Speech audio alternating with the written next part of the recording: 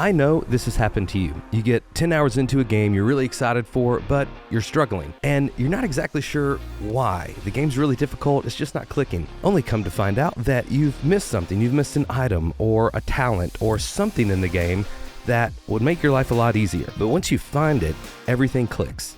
I think there's something like this in Starfield, and you don't want to miss it.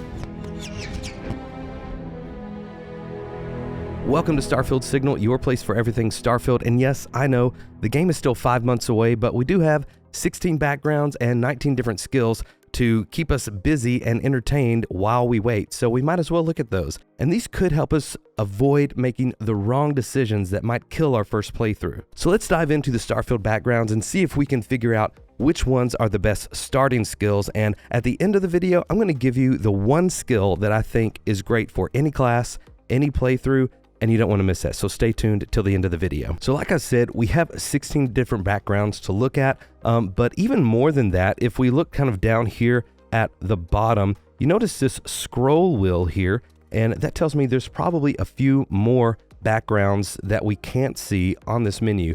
And given the length of it, you know, this isn't really important, but I would say there's maybe about 3 to 4 more that we haven't seen yet. But for now, let's look at the ones that we do see. So let's break down the chef background first. It says, while the unrefined masses scarf down chunks by the shipload, you catered to those with a more discerning palate. So maybe you're a bit uppity, who knows? In your kitchen, countless alien species became true culinary masterpieces. So kind of an interesting one, and I think even Todd Howard mentioned in an interview that this was his favorite background, but he might have been trolling us a little bit, I'm not sure. But this does have some interesting starting skills. Each of these backgrounds have 3 starting skills. We have gastronomy, dueling, and wellness here. Let's look at all of these. Gastronomy, this may be, you're thinking like, oh, that's kind of a throwaway skill, but it might be actually a good one to consider. I'm going to give you my reasons why.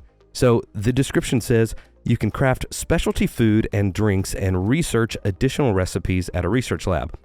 This could be as simple as, you know, crafting food and drink items for you to drink on your adventures and on your journeys, and these will simply recover health or recover stamina, or, you know, give you, hey, this recovers health over time or stamina over time, or any of your other stats that you have. Maybe it helps you your oxygen supply decrease less rapidly.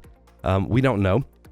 But that's kind of the basic of what food and drink items usually do in Bethesda games. Think of your cheese wheels and your sweet rolls and, you know, fun things like that. Or gastronomy could be something more of like a crew or companion mechanic. And hear me out on this. So I've made some videos before, kind of stretching about, you know, some of the crew mechanics and the economy and what you can do to hire your crew at your outpost and your ship. This could be connected with that. I'm going to stay with this theory. Think about if you crafted food for your companions or your crew in your outpost, and maybe having this better quality food gave that outpost a buff. Maybe instead of producing, you know, whatever, you know, 30 tons of iron, you know, every day or every week or whatever the time frame is, maybe it buffs them to where their production increases, and now they can produce 20% more or 30% more. That could be an interesting game mechanic based in the gastronomy skill. We'll see, but that's my theory. So continue moving forward. We also have dueling, pretty straightforward. Melee weapons do 10% more damage. I don't believe that we've actually seen melee weapons used in any of the promotional material that Bethesda has put out yet. Correct me if I'm wrong in the comments, and if I am, let me know like a timestamp and which video to watch, because I did a quick overview of all of them, and I didn't see it, but I didn't look really closely, but let me know if I'm wrong there. Then lastly here under Chef, we have Wellness, and this says you immediately gain 30 points. This could be as simple as this gives you 30 extra points of HP in your total HP, but there's a couple things I want to note here. Again, my theories. This little plus here, it's like a little icon, and this word immediately gain, this phrase immediately gain, I feel like if this was as simple as you get 30 extra health points on your total health, that it would be phrased differently. This phrase immediately gain 30 points of extra health. I feel like this is actually an active skill, like an active buff that you could activate in the middle of combat. And so if you're in the middle of combat, you're in a firefight, maybe you can't find cover, or you have, a bullet spongy enemy that got a few good hits on you, and you need a quick heal. Well, instead of eating or drinking something, you can activate this buff and it immediately gives you 30 points of health. And I think that's neat that some of these skills might be connected to active buffs as opposed to only passive, which we see a lot of them are. So that was my theory. Okay, and we're gonna move on to Combat Medic now. That's the next one that we actually get to see. This one has starting, it says, leave it to human beings to fight over something as infinite as outer space. That's where you come in. You've never been afraid to take on the enemy, but you'd much rather take care of your friends. Nice little description there. It has pistol certifications. Pistols do 10% more damage. I know we have seen pistols used in the promotional material. And a quick note here, this is probably referring to all types of pistols. So, of course, we have ballistic weapons and laser weapons, and maybe even some other kinds of weapons. But this pistols is kind of, the type within that subtype, or the subtype within that group. And so whatever you're doing, whether you're using bullets or lasers or something else, as long as it's a pistol, this one will cover that 10% damage. And then we also have medicine. Med packs heal for 10% more. Always good. This is weightlifting. Increase total carrying capacity by 10 kilograms.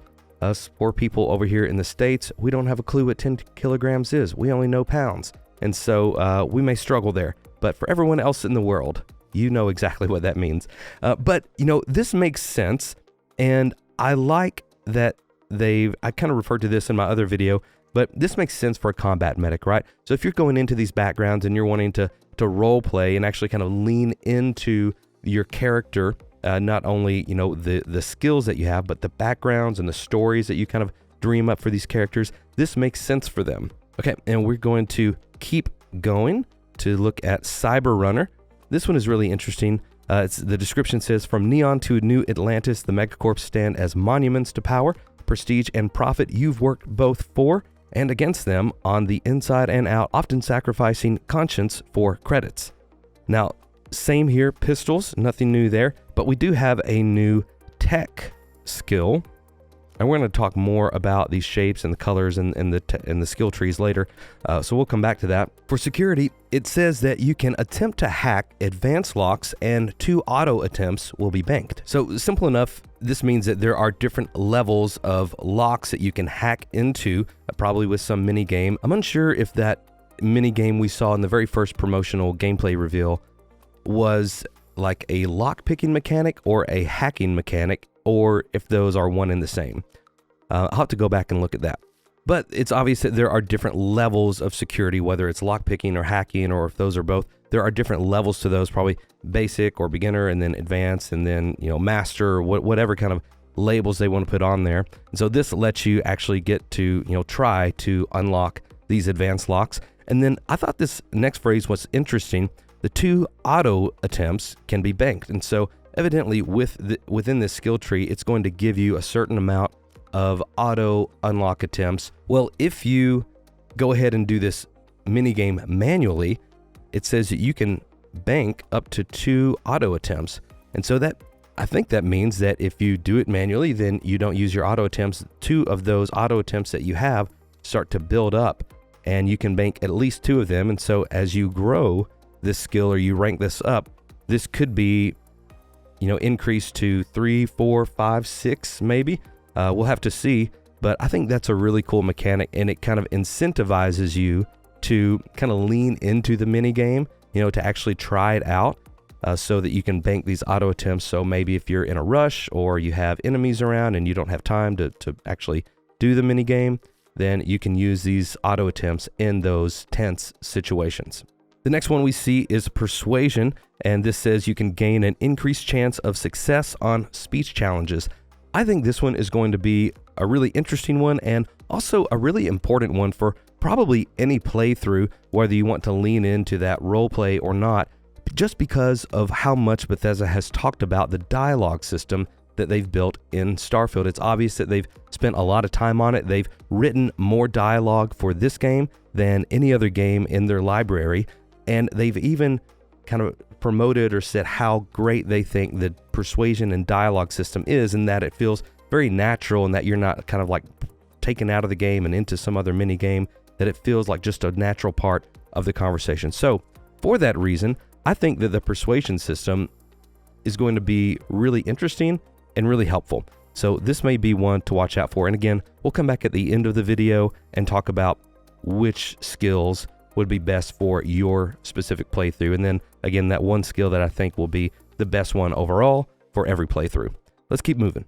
The next one is Cyberneticist. The description reads, robots, mere toys, neuroamps, good for parlor tricks. The colony wars may have made implants and upgrades available to veterans, but you once saw a greater future, humans and machines as one. This is an interesting description in and of itself for sure, but it's even more interesting because it alludes to the fact that we may have cybernetic implants in the game. I think this would be really cool if we were actually able to have cybernetic implants, and it, could add some buffs or some other skills or some skill sets as far as your weapons in the game. And we haven't seen that confirmed yet, but this skill definitely alludes to that possibility. Again, the 3 starting skills: medicine, medpacks heal you 10% more. We've covered that. Robotics is a new one. Again, this is in the tech tree. And this says you deal 10% more damage to robots and turrets. And lasers, this is the first time we've seen this one as well. And it says that lasers do 10% more damage. So again, this is kind of like the pistol one we saw earlier, or the ballistic skill that we'll see here in just a minute. But a good starting skill set for sure for the Cyberneticist. Lastly, we're going to get over here to Diplomat. The description reads, the wars are over, peace now reigns in the settled systems, but only because there are those quietly fighting to keep it. Because of you, agreements were signed, words were heeded, lives were spared. Not a bad accolade for sure. The starting skills for this are all in the social skill tree. They all have the same color and the same shape. That's kind of what tells us that. Well, again, we'll make some more observations about those here in a minute. There are persuasion. We just looked at that. Diplomacy. You can force a target NPC at or below your level to stop fighting for a while. This one is interesting. Again, kind of going back to the fact that they've put so much effort and energy and time and resources into the dialogue system. I think this could be really interesting.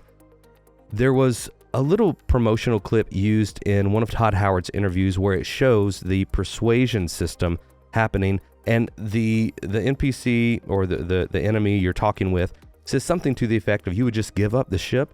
You're not talking us out of this score. It feels like it's part of the dialogue, but you're spending points to persuade them. You're willing to give up the ship? Just like that?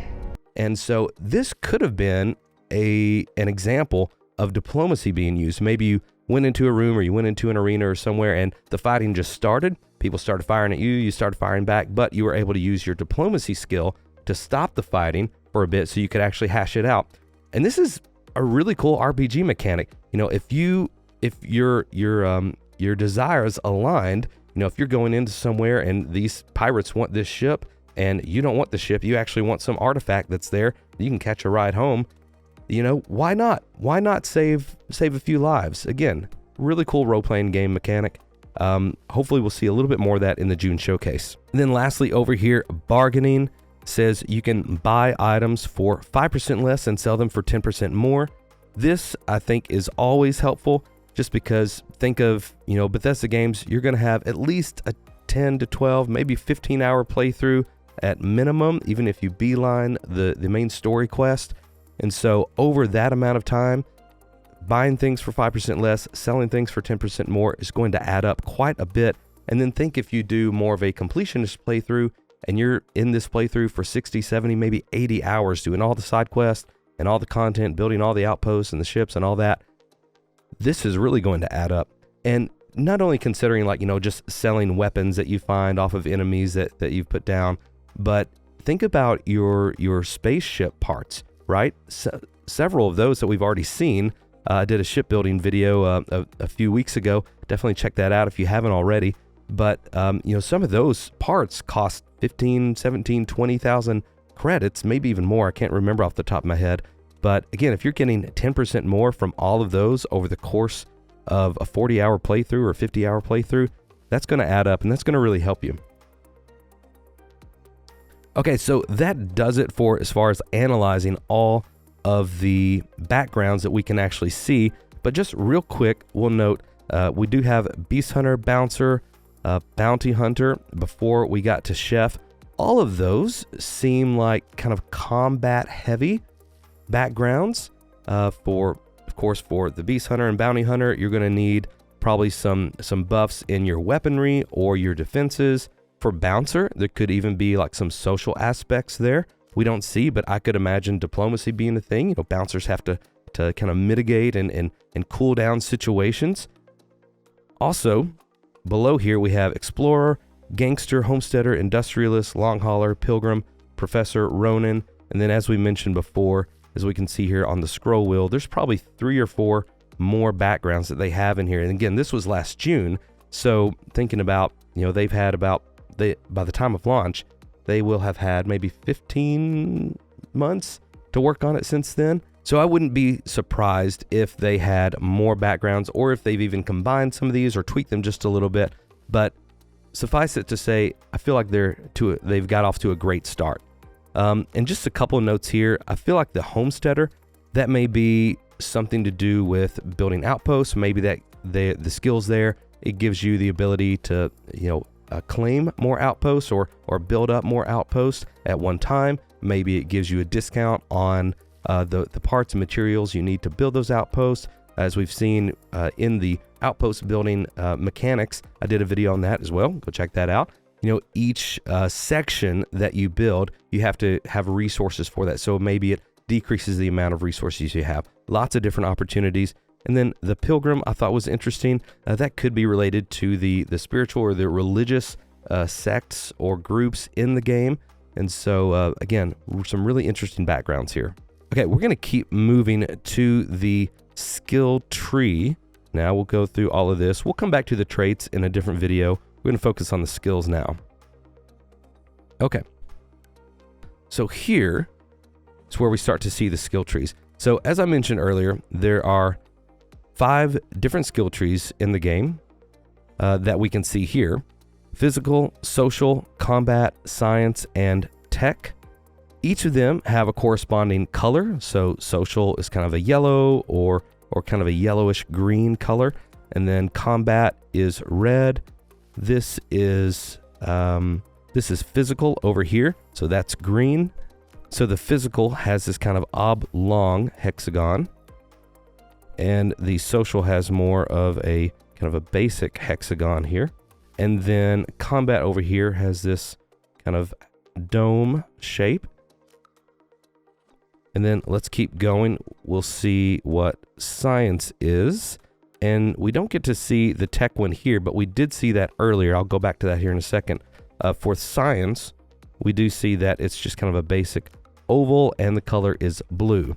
Let's go back to the tech tree. We don't get to see it in the skill tree section, but we do see it here with security. Come back. Here we go. So security is a tech tree skill, and we see it here that it has this shape. Man, I am a great artist, aren't I? And the color looks like kind of a deep blue or a purple. So all of these have different corresponding colors and shapes, making it really easy to, like, just at a glance see what kind of skills you're dealing with, which ones you're leveling up, which ones you kind of want to compare and contrast and have complement each other. I think these are really great design choices. And then there's another layer to this as well that I'll go ahead and note. Let's go back to the first one, chef, and look at the gastronomy. Okay. So notice here at the gastronomy skill badge, has its shape, has its color, but notice the actual design and the artwork on it. It seems what I'm just going to call somewhat basic. Just kind of here, a plate, a platter, something on there. Don't even want to guess what that is. Maybe some sort of delicacy like an eyeball of an alien or something like that. Now, let me take you back to the skill tree. So right here, under the social skill tree, this is not the exact same badge that we saw earlier, right? It's a different design, it's a different artwork, but I think this is the leveled up version or the ranked up version of what we saw earlier. I think that once you start leveling these up, the design on them gets a little bit more complex, or gets, it shows in the design that you've upgraded this. I think that's a really great design choice. And to further back up this theory, we actually see it change under ballistics. We'll go back to all of those other skills we passed through earlier, but let's just look at ballistics real quick. So you see that as they rank it up, it changes from this to this. And I think that is, again, just a really cool design choice, very smart to kind of give you that visual cue that you're ranking up, you're getting better. All right, so when we first get into the skill tree, we see the cursor hover over a few different icons, over a few different badges. We see marksman, we see particle beams. We don't get a description for particle beams or marksmanship. I would have a feeling that marksmanship has to do with either accuracy or range of all of your weapons, because I say that because there are some other skills that kind of specify and niche down for accuracy for specific types of weapons. Particle beams, I'm not sure exactly what that could be. It may be a heavy weapon version of lasers. It may be a light weapon version of lasers. It may be something completely different. If you have a theory on what that is, let us know down in the comments, because I'm really curious about it and I couldn't find anything on Reddit or online or on Discord, but let us know. We'll finally get to targeting, and we see here that targeting, the description says it unlocks the greatly increased accuracy and range when shooting without aiming. This is kind of what I was alluding to earlier. This is already rank 2 out of 4. And the challenge progress is you have to kill 125 enemies without aiming. Simple enough. We were talking about this in our Discord channel, which parenthetically, if you would like to join our Discord channel, I'm going to include an invite link in the description. Head over there, check that out. We would love for you to join our Discord. We have a really positive and excited community, and it's a lot of fun. And we talk about fun things, nerdy things like this, so we'd love to have you. All right, back to this. We were talking about, of course, if you choose this targeting skill, you spend a skill point in it, and it, upgrades to rank 1. And then you have to, you have a challenge progress. First, these challenge progresses seem like they're going to stair step. And so of course, you spend your skill tree, just get it there, and then you're already at rank 1.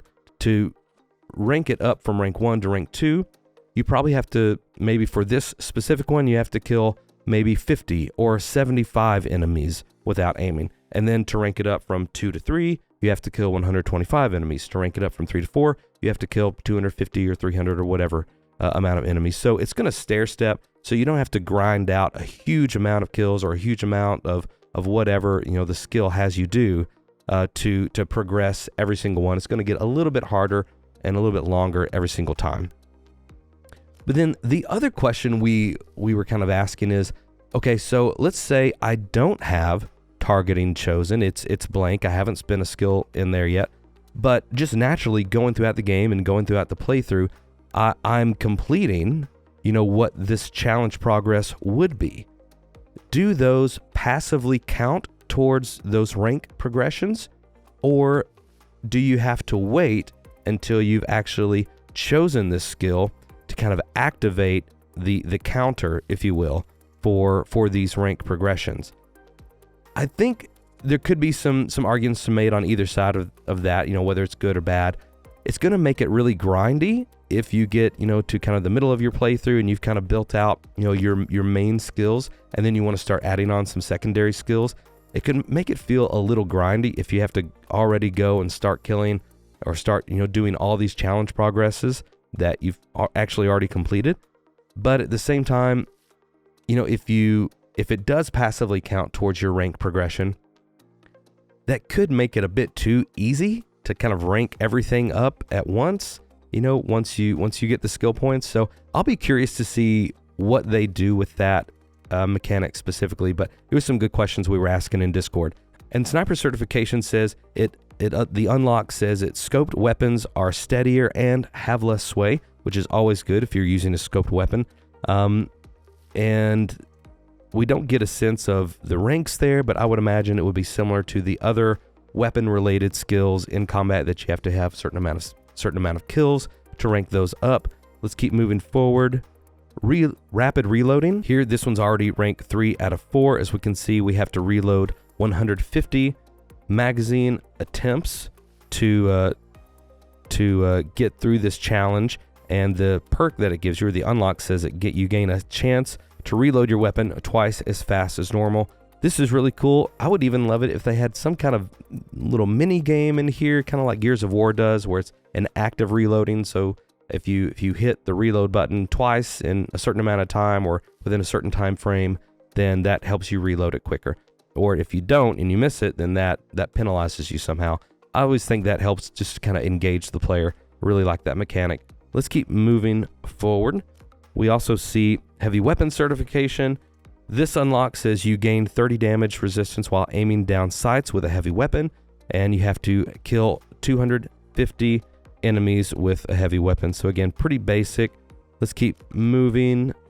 We also see demolitions. Again, very similar. The explosions do 30% more damage. To rank it up, you have to kill a certain amount of enemies with explosives. And then finally we get to ballistics, which we looked at a little bit earlier. And this says ballistic weapons range is increased by 30%. It also gives you a damage in the previous ranks, as we'll see here.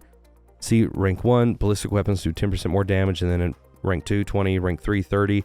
And then rank 4, it kind of switches over to range as opposed to more damage. So I like that there's a little bit of a twist right there on the last rank available to fully complete this one. And again, as we've already seen, they do spend the skill point to rank this up. And so that's important to note.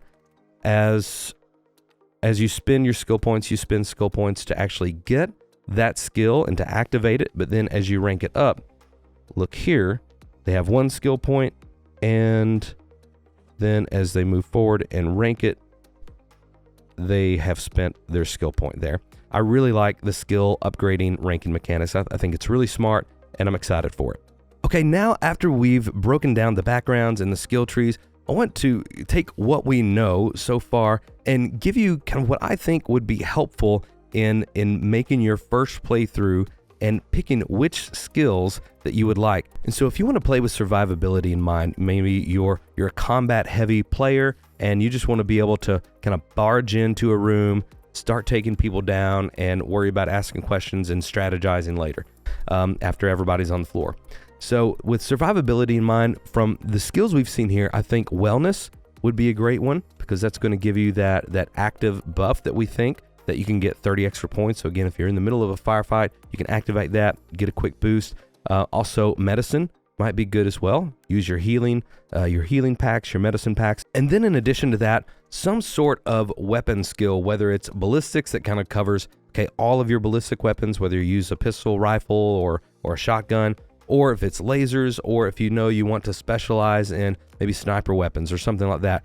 Those would all be really great for a survivability playthrough, something more combat heavy. Now, the next one is what I'm just going to call adventure/questing. So this is the kind of playthrough where you just want to kind of experience as much of the game as you can. You're going to do the side quests, you're going to do the quest to get different weapons and different items and different spacesuits, and you want to, explore all around everywhere. I think that weightlifting would be a really good skill to have. That's going to increase your carrying capacity. As we all know through RPG games, it is one of the most frustrating things to be in a dungeon, or to be in, you're playing through and you're getting a lot of good loot, and then you find the one thing you've been wanting, and it's going to upgrade your weapon, or it's going to upgrade, a skill or a perk. And then you go to pick it up and it says, oh, you're over encumbered, or you can't add it to your pack because you have too much in there.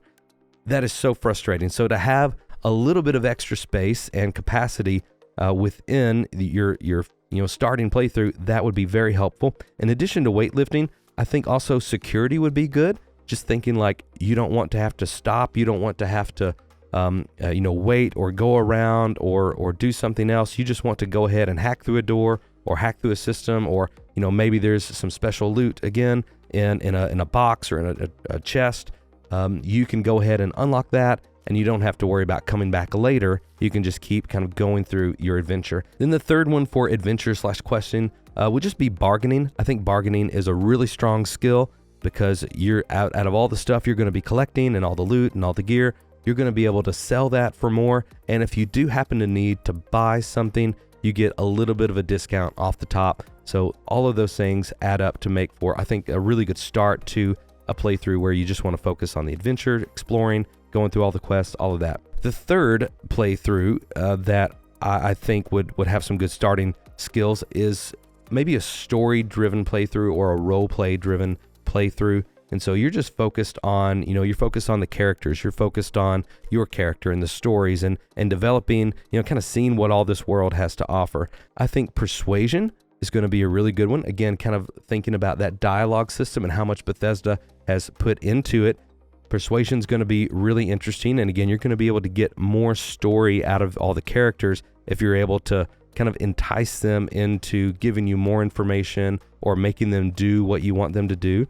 Bargaining, again, more money, less spending on what you have to spend, always good. And then I think security would be a good one for that as well. Even if you're not really playing as a rogue or whatever, I think security is going to, again, just open up more doors for you to experience more of the story. There could be a whole, side quest locked behind some, hidden door, some hidden lab in an outpost somewhere. So if you don't want to miss that, security would be a good one to invest in. And so with all that said, what is the best starting skill that I would recommend for any playthrough? Well, you might have already picked up on it by this point, but I really think bargaining is the strongest skill for general playthroughs, because this is going, again, over time, this is going to help you spend less money, keep more in your wallet or keep more in your bank.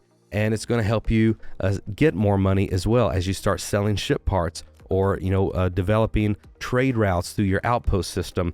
I think bargaining is a really strong skill that will help you from the beginning of the game all the way to the end of the game. So it's hard to argue with that. Let me know what you think in the comments. Am I way off in these suggestions? What would you pick as your first starting skill, regardless of your playthrough? Let me know in the comments below. We have a video coming up that will be focused on the traits section of this gameplay. So if you don't want to miss that, hit the subscribe and the notification bell. And if you want to see more about the shipbuilding mechanics and you missed that video, you can check that out right here. But for now, may you find wonder as you journey through the stars.